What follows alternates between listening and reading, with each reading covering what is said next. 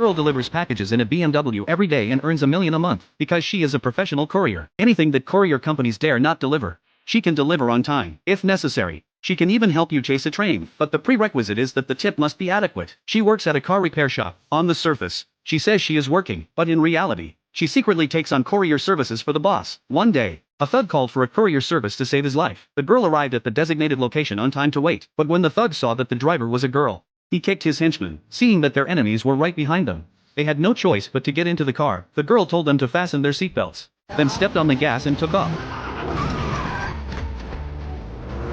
Seeing the girl's amazing driving skills, the thug was so scared that he pulled up his seatbelt. His enemies were hot on their heels. The girl drove straight out of the tunnel. She made a sudden U-turn into another tunnel, but the enemy's driving skills were also extraordinary. They kept chasing her relentlessly. The girl did a drift and stalled the engine, successfully shaking off the enemy. But when they left, they collided with the enemy again. The girl remained calm, stepped on the gas, and drove hard, racing quickly onto the highway. Seeing that the enemy was still relentless, the girl made a bold decision. She actually started chasing a train. Just as the thugs in the car were scared out of their wits, the girl drifted around the train with ease and successfully delivered them to their destination. The thugs were very satisfied and paid her generously. A few days later, the boss received another order, but when the girl arrived at the designated location, the employer was nowhere to be seen. Instead, a 10-year-old boy knocked on the car door. Seeing two thugs chasing him from behind, the girl opened the door out of sympathy and sped off with him, but she didn't get far before a group of thugs rushed up. Seeing this, the girl remained calm and floored the accelerator, easily shaking off all the thugs. Just as she thought she was safe,